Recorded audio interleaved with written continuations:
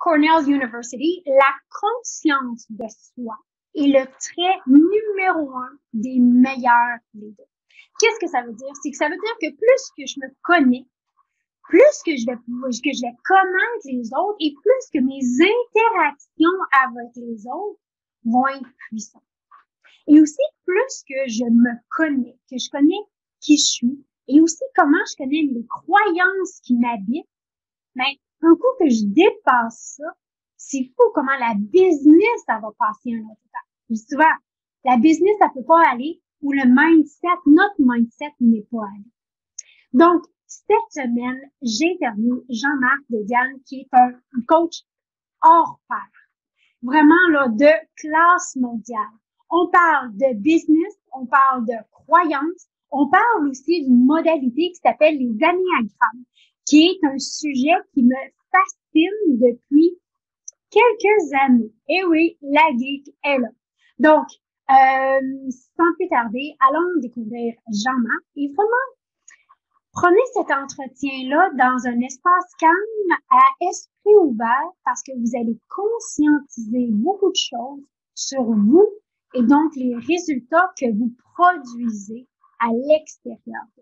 Jean-Marc, merci d'avoir accepté mon invitation aujourd'hui. Bonjour Sarah, merci à toi de m'inviter. Merci, c'est un plaisir. On va parler d'un sujet qui me fascine, c'est l'être humain, évidemment. Puis vraiment, la conscience de soi, puis la puissance, puis souvent comme le trésor qui est caché.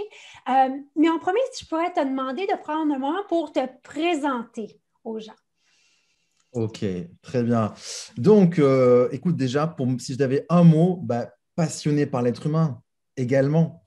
Donc, c'est quelque chose, je pense, qui m'anime, je pense, depuis toujours, en fait. Ça a toujours été là chez moi. Le mystère de comprendre l'être humain, tu vois, à l'intérieur.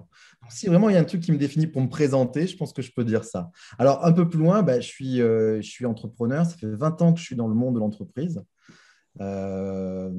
J'ai commencé ma carrière comme jeune chef de projet avec des projets de fusion, acquisition, réorganisation, des gros projets d'informatique à plusieurs millions d'euros.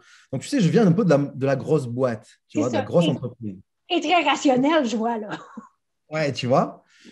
Et ça a été très intéressant pour moi parce que ce que je me suis rendu compte, c'est ce qui fonctionnait en fait dans les projets. Qu'est-ce qui marchait, qu'est-ce qui ne marchait pas?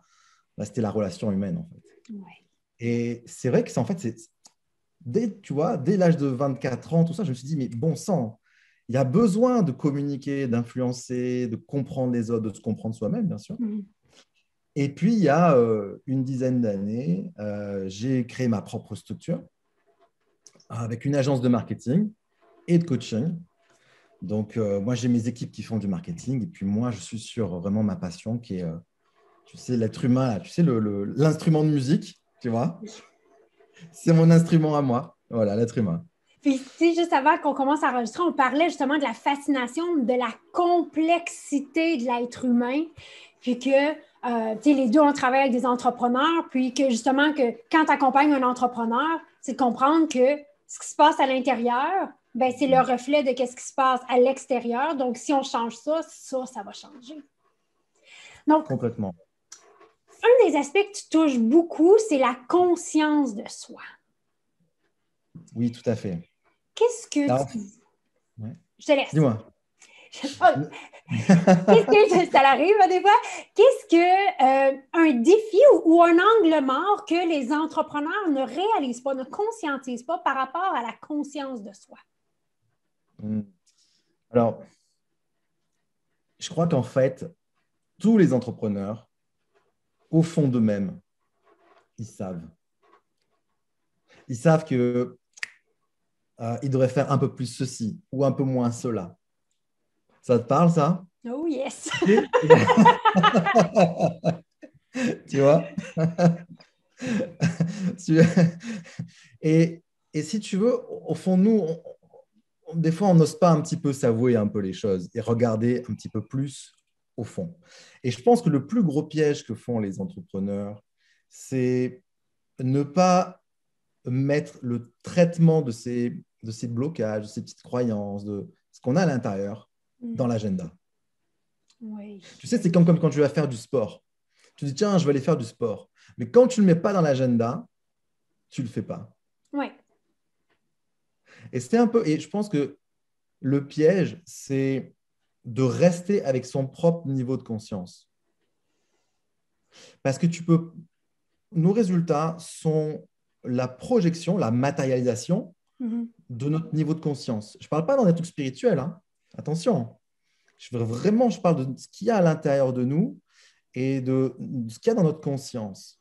Donc, si j'ai la conscience de comment je traite mes clients, comment je présente mes offres, comment j'interagis avec mes collaborateurs, mes salariés, mes partenaires.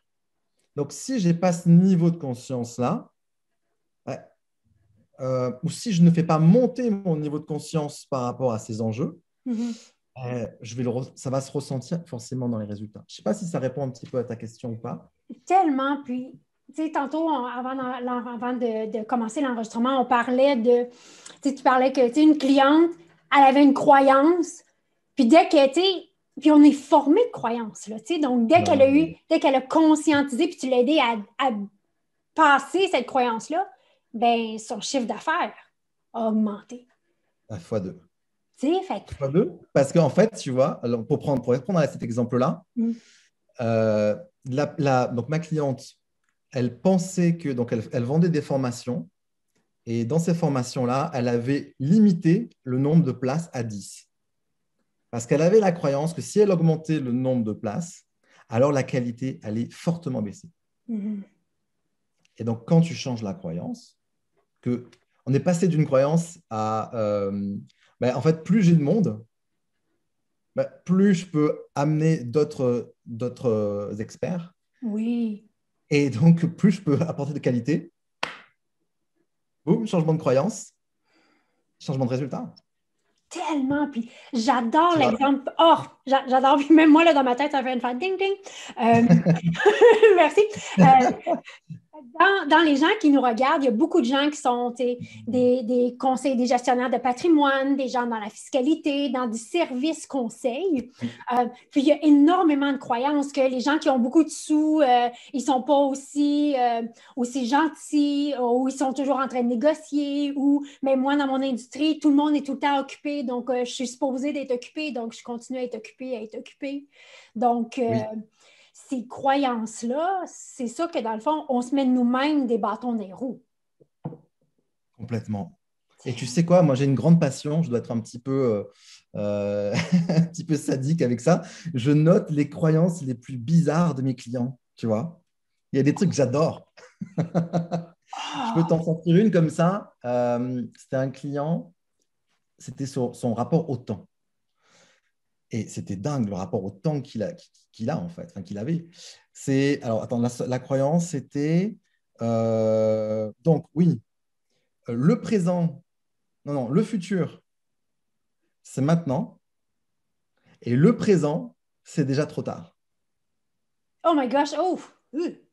Tu vois le niveau? Oui. Hey, c'est intense, là.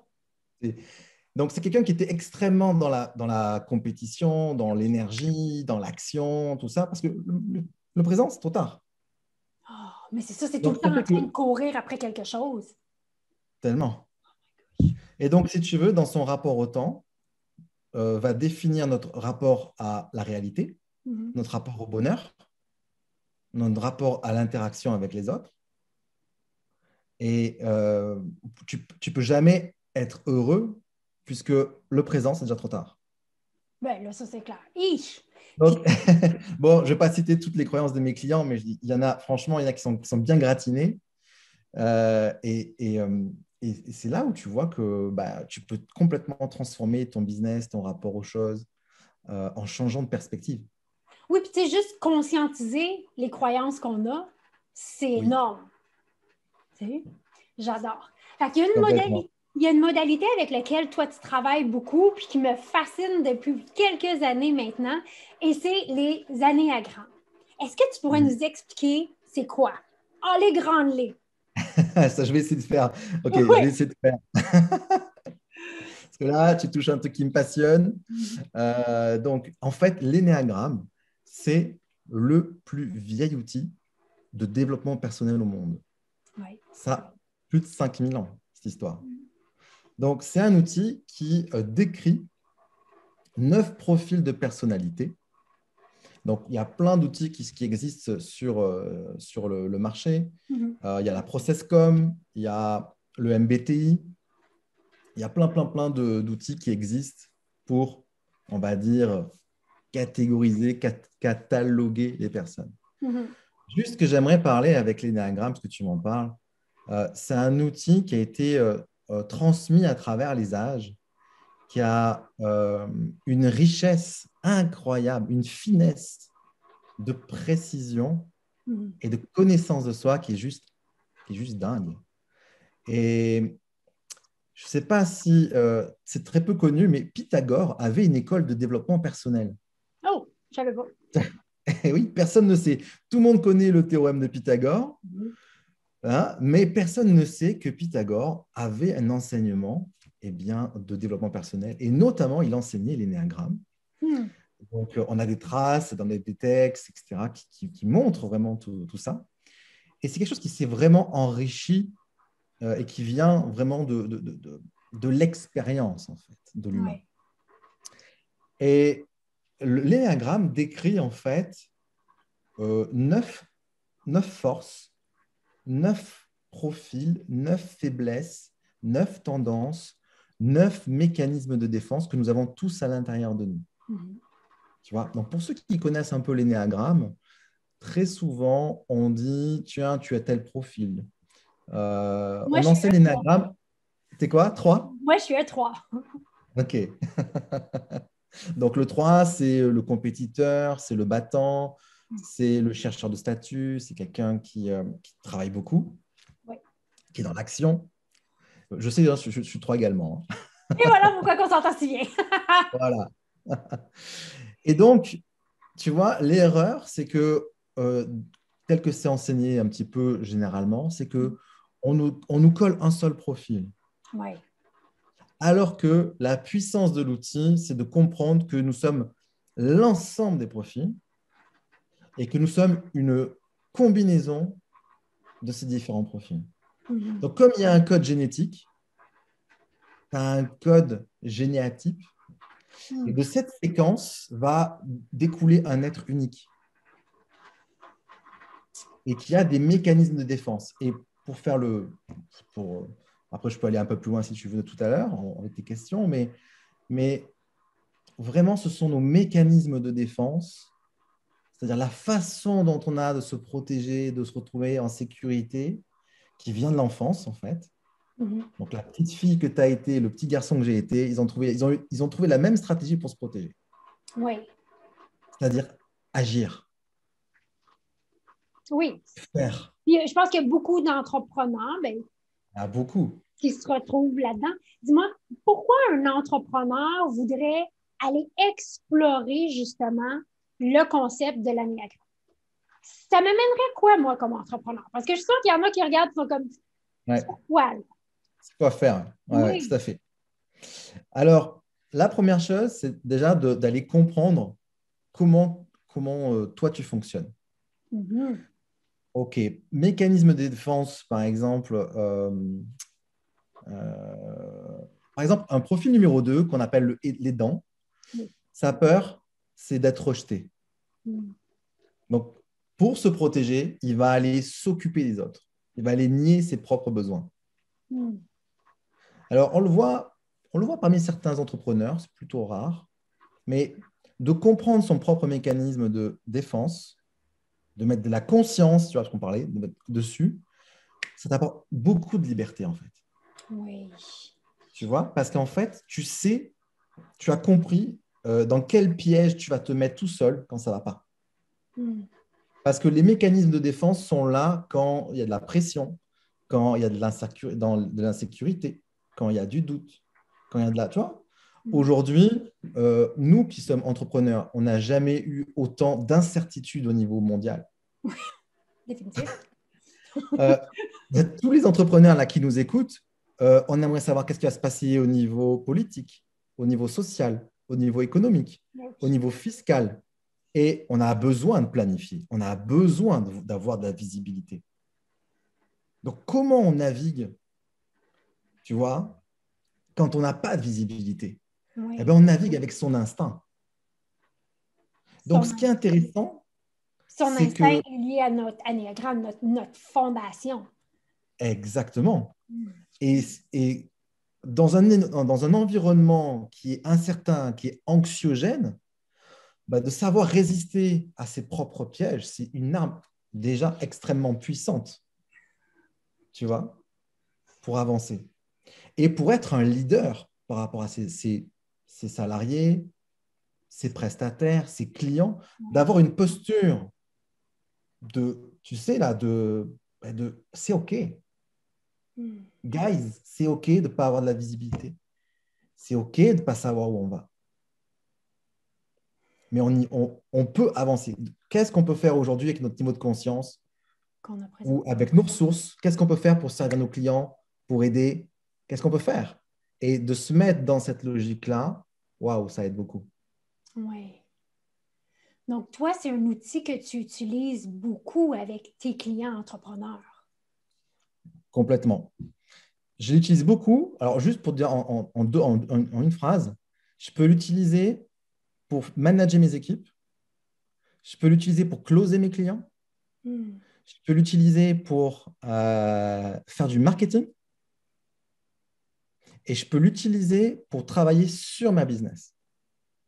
Dans quel sens? Quand on prend les 9 profils de l'énéagramme, donc il y a profil numéro 9, c'est le médiateur, c'est le sens, l'harmonie. Profil numéro 1, c'est le perfectionniste, le réformateur, l'optimisateur. Le 2, c'est l'aidant, l'altruiste, celui qui va se soucier des autres. Mm. Le 3, c'est le compétiteur. Le 4, c'est le créatif, l'artiste. Le 5, c'est l'observateur, le savant. Le 6, c'est le loyaliste. C'est celui qui va voir comment dire, tous les risques possibles. Le 7, c'est l'épicurien, comment je peux prendre du plaisir. Le 8, c'est le leader, c'est le chef. Et on vient au 9, qui est donc le médiateur. Donc, quand on prend les 9 profils de l'énéagramme, on peut travailler sur son business. Imaginons que j'ai un doute sur mon produit, le nouveau produit que j'ai envie de sortir. Mm. Si je prends le profil 9, si je me pose la question, tiens, est-ce que ce produit a du sens pour moi? Est-ce qu'il a du sens pour les gens? Oui. Tu vois, est-ce qu'il a du sens pour servir les autres? Tu Donc, vois, je prends ce que je fais avec, dans le fond, mon alignement, avec qui je suis, exactement. comment ça fonctionne avec moi. Avec toi, et surtout, tu peux prendre ton produit et tu peux le passer au crible des 9 profils. Mm. Par exemple, est-ce que si tu te places sur le niveau du 2, tu regardes ton produit et tu dis, tiens, est-ce que mon produit répond aux besoins des gens?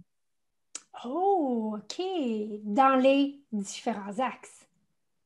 Tu reviens sur le 3. Maintenant, le 3, c'est le battant, le compétiteur, celui qui passe à l'action. OK, c'est quoi le plan d'action à mettre en place pour mon produit? Ah, Le 4, c'est le créatif. Donc, c'est très bien ce que je propose, mais quelle est la créativité que je pourrais mettre en place? Est-ce que je peux mettre un atelier de brainstorming un peu? Est-ce que je peux faire, par exemple, appeler mes clients qui co-construisent mon produit avec moi? Si je prends le 7 qui est l'épicurien, comment on peut s'amuser en lançant ce produit? Tu vois? Donc, il y a en fait des possibilités infinies avec cet outil de jouer avec. Après, il y a un ordre en fait, hein. Il y a un ordre précis mm. pour pouvoir bien structurer un projet, un produit, tu vois, peut-être une nouvelle, se lancer dans une nouvelle activité, tu vois, créer une autre entreprise, tu vois. On Ou peut une se servir nouvelle de de cet outil. service ou quoi que ce soit. Puis, est-ce que justement, parce que par défaut et par parfois manque de conscience quel anéagramme on est nous-mêmes, notre propre conscience de soi, on va avoir tendance de faire les choses selon notre style. Tellement. Donc, et là, on passe à côté de tout le monde. de tous les autres styles. Puis des fois, si on a un client, mettons, si nous, on est un 3, puis on a un client qui est un perfectionniste ou on a quelqu'un dans notre équipe qui est un perfectionniste, Oui. on peut découvrir aussi pourquoi des fois, ça peut faire des flamèches. Tellement. Fait que- Je sens qu'il y a du vécu là-dedans, là. Donc, Un petit peu, mais un coup que je le réalise, pour ça, c'est une modalité que je trouve hyper intéressante parce qu'encore là, quand je réalise comment moi je suis, mes forces, mes faiblesses là-dedans, ben, je vais aller chercher des gens pour m'entourer c'est complémentaire et je vais avoir une compréhension humaine beaucoup plus grande. bien sûr. C'est Par exemple, quand tu as un client que tu accompagnes, qui est une personne qui est un profil numéro un, perfectionniste, quelqu'un qui va être soucieux du détail.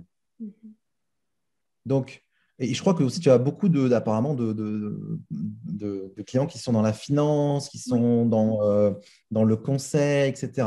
En service conseil, oui. En service conseil. Donc, on est très sur des chiffres, on est très sur l'analytique, on est très sur des choses comme ça. Donc, quand votre client en face est quelqu'un qui est un perfectionniste, apporter des chiffres, apporter du détail, c'est quelque chose qui va rassurer votre client. Tu vois? Mais si tu tombes en face de ton client, c'est un peu un épicurien, Lui ne veut tu rien vas, savoir des chiffres. tu vas vite le gonfler, ton client. Et j'avais accompagné comme ça un jour une personne qui est conseillère en gestion de patrimoine et qui était absolument parfait pour expliquer, si tu veux, la technique. Oui, il y en a Donc, il allait énormément. poser, mais vraiment, c'était donc voilà, quelle est ta capacité quel est ton revenu, capacité d'épargne, capacité d'investissement, capacité de remboursement, tu sais, très. Et si tu veux, la présentation qu'il faisait de ses produits était très logique, très Ouais. mathématique, Ouais. cartésienne. Et là où je l'ai mené à travailler, c'est non pas sa zone de génie, parce que sa zone de génie, c'est les chiffres. C'est produire des stratégies d'enrichissement, d'épargne, tu vois, Ouais. d'investissement. Je ne vais pas lui apprendre son métier. En revanche, je l'ai aidé à aller travailler le rapport émotionnel avec ses clients. Parce qu'on parle d'argent là. Et donc, ce n'est pas évident pour des gens qui n'ont pas le niveau parfois de comprendre, et puis ça touche à des choses à l'intérieur. Ben, beaucoup, beaucoup, parce qu'il y a beaucoup d'estime de soi qui est rattachée avec l'argent qu'on détient. Tu vois? Oui. Et donc, je lui ai dit, tiens, si tu peux regarder, si tu peux changer, au lieu d'être le conseiller fiscal, et si tu devenais la personne qui est à côté, tu vois, l'ami qui va t'aider à réaliser des projets de vie. La personne, elle n'a rien à faire de la fiscalité. Ce qu'elle veut, c'est des projets de vie. Oui. Elle veut sécuriser ses enfants. Elle veut sécuriser sa retraite. Tu vois, elle veut prospérer. Elle veut peut-être payer moins d'impôts. Peu importe. Mais ce qu'elle veut, c'est peut-être acheter un camping-car et faire un road trip. Ouais. Et ça, c'est de la vie. Et comment nous, dans un accompagnant, on peut être un peu moins dans notre technique, tu vois, notre piège d'être le technicien, l'expert, pour devenir le compagnon. Tu sais, celui qui t'aide Ouais. à faire le chemin, quoi. Tu vois, qui est à tes côtés, qui t'accompagne pour, ben, moi, je vais t'aider à réaliser tes projets de vie. Et c'est ce qu'on fait, Sarah. Ben On oui, accompagne les entrepreneurs à réaliser leur projet de vie. oui, le véhicule, parfois, il est, tu sais, je dis souvent à mes clients, je dis que même un conseiller, un gestionnaire de patrimoine, puis moi, ils ont fait la même affaire dans la vie. Le véhicule qu'on va prendre est différent.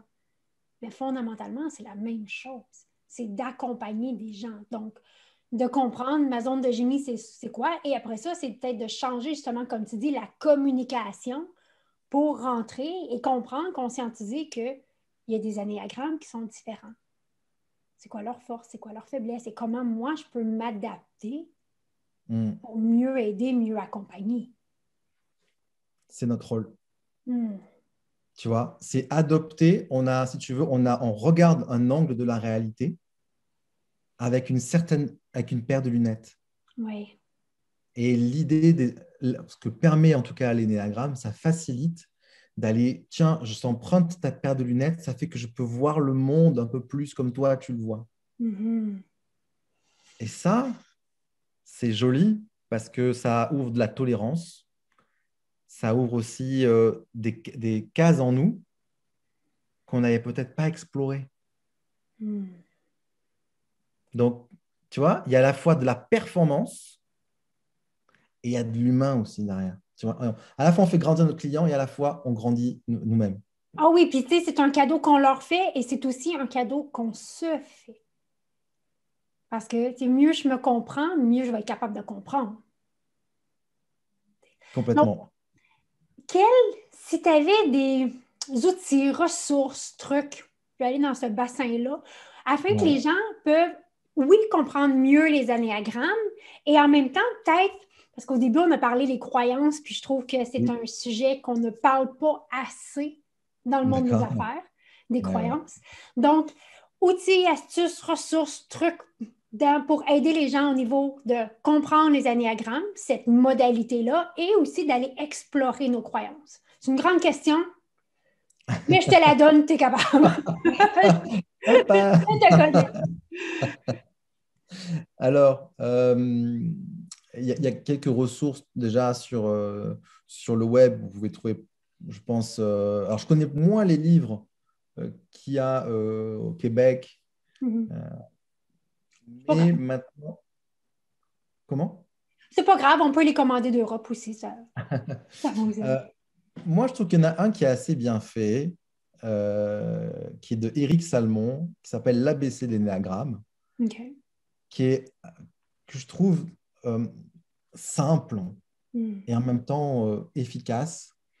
Ça, c'est le 3 qui parle chez moi, hein. Donc, efficacité, straight C'est to the ça. point.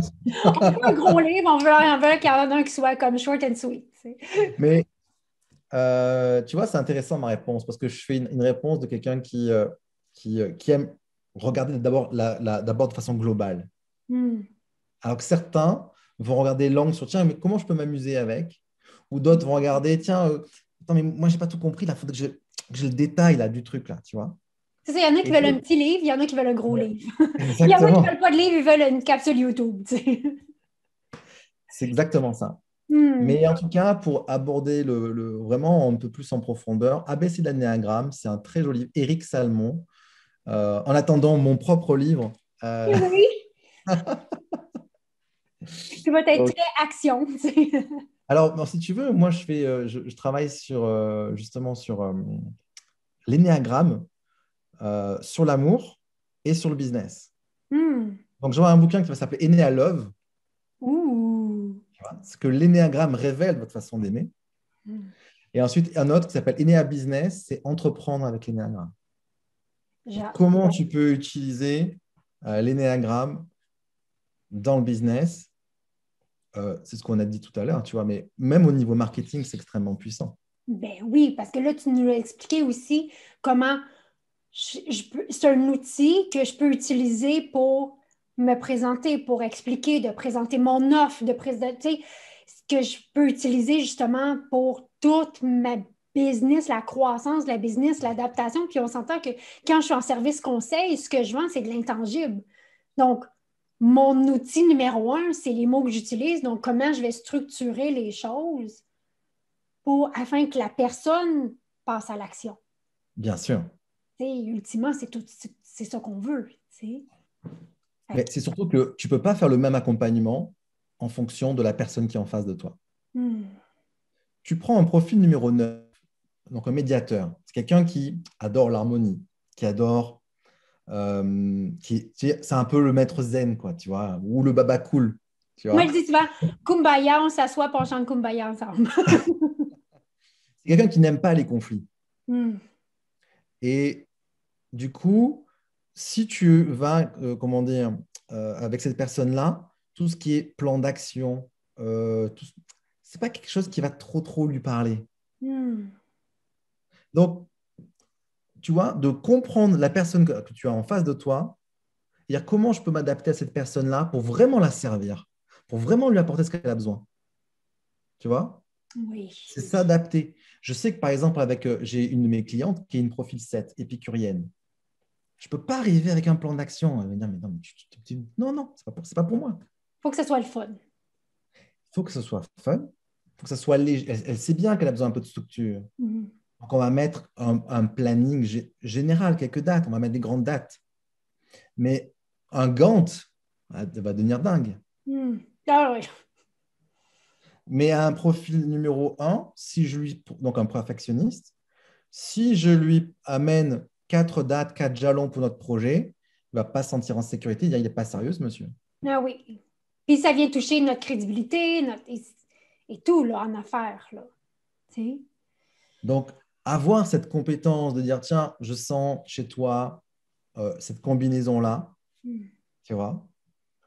Moi, on peut jouer là, Sarah? Oui. Oui. Actuellement, c'est moi qui joue sur les autres. Moi, je ressens chez toi, tu me dis si je me trompe, Oui. je ressens quand même donc, le profil 3 fort Oui. et je ressens également le profil un peu 7 quand même, épicurienne. Ça te parle, Euh, ça ou pas? j'ai envie de dire qu'il se développe avec les D'accord. années parce que j'ai été des années à l'avoir mis dans une boîte, OK. barrer la clé et j'avais comme jeté la clé en quelque part. D'accord. Alors, est-ce que, du coup, le profil 1 te parle plus? Du De perfect. 1, donc c'est-à-dire que c'est pas. Alors, dans la perfection, il y a surtout respecter les règles. Qu'est-ce qui se fait, qu'est-ce qui se fait pas? Ça te parle, ça ou pas? Euh, oui et non, dans le fond, si les règles font du sens, on va suivre les règles. Mais si ça ni queue ni tête, je vais faire complètement ma tête. Ça, c'est le 3. Ah oui, moi, c'est comme, si ça fait du sens, je vais suivre les règles au coton. Ouais, ouais. Mais si ça fait pas de sens pour moi, c'est comme, Ah, OK. je me rappelle quand je travaillais en entreprise, je me demandais quelque chose au bureau chef ou au département des opérations. Puis la personne, Hmm. elle me disait non, il savait qu'il était mieux d'être équipé. Avec l'explication du pourquoi que c'est non. Parce que sinon, c'était comme Sarah va tout décaper. Là, tu sais. Donc, je Ouais. ne ferais pas bien dans le monde corporatif, on peut le dire. Donc, oui, je pense que. Et puis, est-ce que. Ah, ça me mène une question complètement. Est-ce que ça se Vas-y. peut qu'avec le temps, la maturité, euh, nos pas Nos qu'on profils change évoluent. nos énéagrammes, mais qu'on développe certains qu'on n'avait pas développés? C'est sûr. Hmm.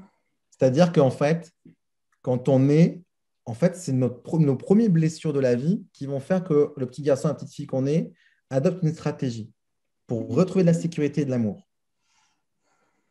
Papa, maman m'ignore. Alors, ben, il faut que je fasse des choses. Ouais. Et regardez ce que j'ai fait. Donc, le petit 3, il va s'identifier à ces résultats. Mhm. Mais il y a d'autres blessures dans la vie. Donc, on développe un deuxième, tu vois, une deuxième stratégie.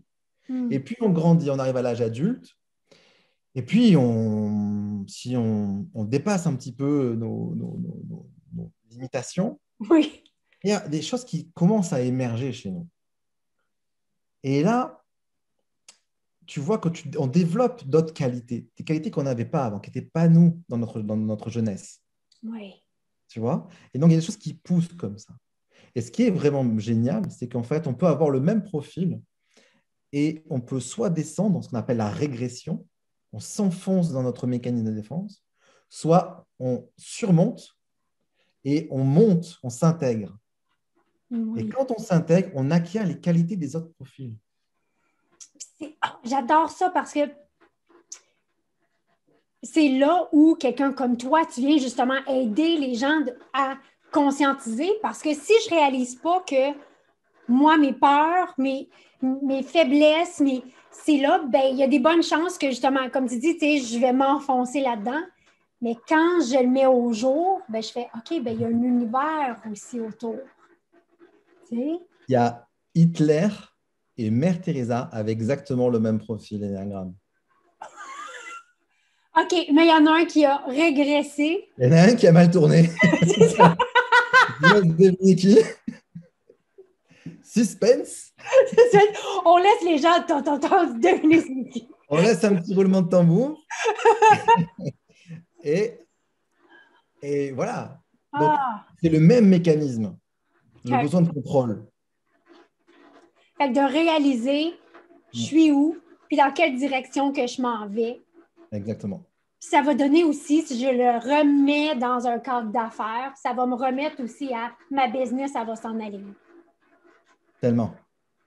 Parce que si je m'enfonce dedans, ben, ma business aussi, elle va s'enfoncer, puis elle va soit régresser elle-même ou stagner. Mm. Complètement. Si tu prends un profil leader, profil numéro 8, qui est le profil de Mère Teresa et d'Hitler, Mhm. eh bien, ce sont des personnes qui ont eu un sentiment d'injustice très fort Oui. et un sentiment de faiblesse. On a abusé de ma faiblesse à un moment donné, quand j'étais enfant. Hmm. Donc, sentiment de faiblesse, donc je vais contrôler mon environnement pour être en sécurité, en fait. Oui. Et on a beaucoup d'entrepreneurs qui sont des profils 8, 8-3, 8 leaders, 3 compétiteurs. Et donc, ils ont cette énergie de créer, tu vois, de réaliser. Alors, le 8, il est combatif, quoi, tu vois. Mhm. C'est un peu un guerrier, quoi, tu vois. C'est un leader, c'est un chef. Et le 8, il aime décider. C'est facile pour lui. Seulement, euh, comment dire, il va être, comment dire, avec ses équipes, il peut être dur Oui. parce que ses équipes ne suivent pas le rythme du chef. Ben, Mère Teresa, je ne sais pas si tu as déjà eu sa biographie. Mère Teresa, elle était très dure. Hein? Elle, le centre, c'était pour aider les plus pauvres, des plus pauvres, des plus pauvres, des plus pauvres, des plus pauvres. Si tu es juste un petit peu pauvre, pauvre, pauvre, elle t'expulsait du centre. Elle était très, tu sais, c'est une biographie qui est fascinante à lire, de Hmm. savoir que Ben oui, elle était très tranchée, c'est ça le mot que je cherche, tranchée. exactement. Et ça, c'est une des qualités du profil numéro 8. Ah, Et donc, tu vois bien que quand on reste, et donc c'est quelqu'un qui a du mal à exprimer sa faiblesse, sa vulnérabilité. Donc, il met une carapace un peu, tu vois. oui. Tout va bien, toujours. Tu vas voir qu'il ne va pas bien, mais il ne va pas te le dire. Puis Il on ne en supporte voit dans les pas. entrepreneurs, oui. Il ne supporte pas la faiblesse. Hmm. Et en même temps, à l'intérieur, des fois, il a besoin d'aide, mais il va refuser cette aide-là. Donc, il se coupe dans le business, il peut se couper du lien avec ses collaborateurs. Je ne dis pas qu'il doit fondre comme une madeleine. Ou... Non, ce n'est pas ça la vulnérabilité. À un moment donné, c'est dire, OK, j'avoue, j'ai besoin de votre aide, les gars, guys. Je ne suis pas parfait, je ne suis pas le plus fort, mais toi, vous êtes les meilleurs dans votre domaine, ou toi, j'ai besoin de toi. Oui. Ça inspire. Beaucoup, beaucoup, beaucoup. Puis ça, des fois, quand on est un leader qui s'en va peut-être dans la régression, ben c'est ça, on ne va pas là. Parce qu'on se dit, je suis capable toute seule, puis c'est là où Oui, plusieurs entrepreneurs se font prendre aussi. Parce oui, qu'ils se disent, je suis capable toute seule. Tu sais. tellement. C'est vraiment un outil exceptionnel à aller développer. Je ne sais pas si c'est un outil, une modalité, un outil, je ne sais jamais comment le nommer, mais c'est vraiment Hmm. un outil, moi, je trouve que pour notre business que plus d'entrepreneurs devraient découvrir. Donc, un énorme merci de l'avoir nommé, de l'avoir expliqué, de l'avoir mis aussi dans un espace concret, que comment justement se connaître. Je vais me refaire le point au début avec ses croyances, connaître aussi son ennéagramme, la conscience de soi, comment ça l'influence Hmm. nos résultats d'affaires. Okay. Clairement. Avant qu'on se quitte, il y a un jeu que j'aime tout le temps jouer. Hey. C'est ça, c'est le 7 apparemment. Toi, tu es un peu joueuse. Et c'est des questions surprises. Ah, Donc, OK. c'est 3 questions que je vais choisir au hasard et c'est des questions pour nous aider à apprendre un peu plus c'est qui l'humain derrière l'expert. Donc, tu OK. es un coach exceptionnel. Nous, on se connaît. C'est la magie que tu fais. Et maintenant, tu as partagé beaucoup d'informations sur les croyances et les anagrammes. Là, c'est de voir, OK, Jean-Marc, l'humain, c'est qui? OK. Est-ce que tu es prêt? Et là, je rougis, là. OK. Donc, je ne sais pas moi non plus quelle question que je vais poser. C'est moi qui ai mis les questions dans le pot, là, mais c'est OK, comme par c'est pas hasard. grave. Je me dis, l'univers, elle va choisir la Très question. bien. Qu'est-ce qui est important pour toi dans la vie? Bah, c'est les relations. Hmm. Les relations. Ouais. Je crois que c'est une erreur de croire que. Alors, désolé, hein, je vais répondre un peu l'expert qui revient, qui revient vite. Mais on peut pas. C'est impossible de croire qu'on ne doit rien à personne. On est tous connectés. Oh. Je veux dire, Einstein n'aurait jamais pu la théorie de la relativité générale s'il n'y avait pas eu toute une. S'il n'y avait pas eu Newton, s'il n'y avait pas eu toute une série de personnes. Donc, on peut pas, même l'air qu'on respire, c'est parce qu'il y a comment dire, il y a des micro-organismes, il y a des millions d'années qui sont morts et qui a créé l'oxygène. Donc, même l'oxygène qu'on respire, on le doit à quelqu'un. Ouais. Et pour moi, les relations, c'est vraiment la plus belle chose, en fait. Parce que pour moi, tu vois, c'est du fun, Ouais. c'est de l'amour, c'est du partage, ouais, c'est pour moi à la fois une source de bonheur et une source de réussite, les relations. Ce qui explique beaucoup ce que tu fais. Deuxième question. J'adore. Ben, qui est dans la même lignée, c'est drôle, hein? Qu'est-ce qui te passionne le plus? Oh, je dirais la plomberie.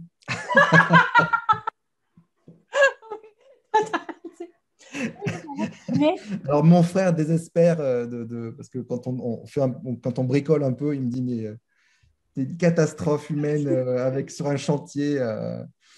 mais je peux lui dire, moi, j'aime mieux la plomberie humaine. Je crois, ouais. C'est ça, tu sais. All right. Mais sinon, le snowboard, j'adore. Oh oui! Snowboard, my God, c'est tellement cool. Je savais même pas ça de toi. C'est Mais trop moi, bien. j'apprends des belles choses, tu sais. Ouais, snowboard. Troisième question. Qui est la personne qui t'inspire le plus et pourquoi? My God. Putain, tu me poses des questions, dis donc. La personne qui m'inspire le plus. Ah.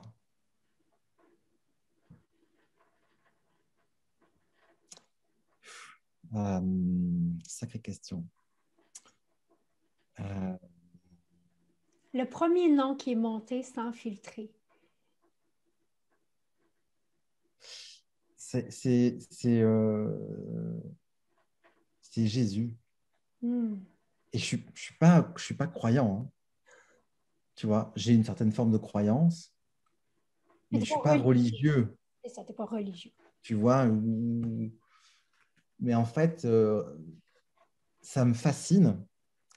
Et parce que qu'on croit ou pas, en fait, tu vois, est-ce que c'est un humain, est-ce que c'est le Fils de Dieu? C'est pas Ouais. le sujet. Moi, ce qui me fascine, c'est qu'il y a un mec, il y a 2000 ans, euh, il avait des croyances tellement fortes. T'imagines, si on se met 2 secondes à la place, là, en mode, tiens, t'es Jésus. Et ce gars-là, il a des croyances tellement puissantes que il est capable de transcender sa destinée, en fait. Ouais. Tu vois, c'est pas comment dire, des personnes comme Mandela, des personnes comme Gandhi, Gandhi. tu vois, c'est des gens je me dis, mais c'est quoi les croyances qu'ils ont, ces gens-là, pour changer à ce point leur destinée et la destinée des gens, en C'est un sujet hyper fascinant, justement, aussi les croyances, puis comment ça l'influence qui on est. Jean-Marc, un énorme merci. Je pense qu'on aurait pu passer non, 2 heures ensemble, fait. facile, à jaser puis à geeker, être humain. Mais avant qu'on se Ouais. quitte, les gens, ils peuvent te trouver où sur le web? Alors, bah, écoute, on peut me trouver sur Facebook, sur Instagram, LinkedIn. J'ai également une petite chaîne YouTube. Tout est à mon nom, Jean-Marc Dédéan. Voilà, vous êtes marqué, je pense, Oui. sur Zoom là.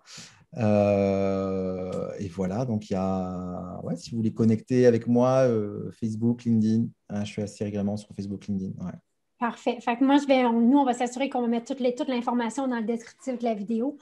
Un énorme merci Ben, merci à toi. d'avoir osé justement parler. C'est un sujet que, tu sais, les croyances, l'énéagramme, que, tu sais, il y en a qui font comme, ouh, c'est du fluff, ou c'est... Mais non, il n'y a rien de plus tangible que l'intangible, je trouve.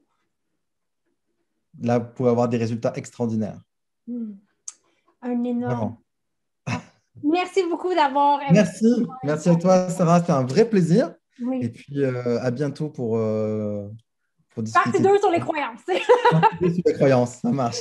Merci. Au plaisir, à très vite. Salut, Sarah. J'espère que vous avez aimé cette entrevue. Tu sais, les entrevues, on les fait vraiment je les fais pour vous donner des outils, pour partager des outils qui vont nous aider justement à passer à une autre étape. Pas juste du succès financier, mais vraiment un accomplissement. Donc, si vous l'avez aimé, donnez-lui un thumbs up. Connectez avec Jean-Marc. Vous allez voir, il est généreux. Vous l'avez vu aujourd'hui, mais nous, on avait commencé avant l'enregistrement et on a continué après l'enregistrement. C'est une personne qui est généreux, là, ça n'a comme aucun bon sens. Et si vous aimeriez recevoir ces capsules directement dans votre boîte courriel pour ne rien manquer, mais assurez-vous de vous abonner au blog qui s'intitule aussi Entre nous, le meilleur blog. On y parle marketing, productivité, mindset. Bref, tous les outils que vous avez besoin pour accomplir la mission que vous vous êtes donnée via cette business. Donc, merci d'être ici semaine après semaine et nous, on se voit mardi prochain.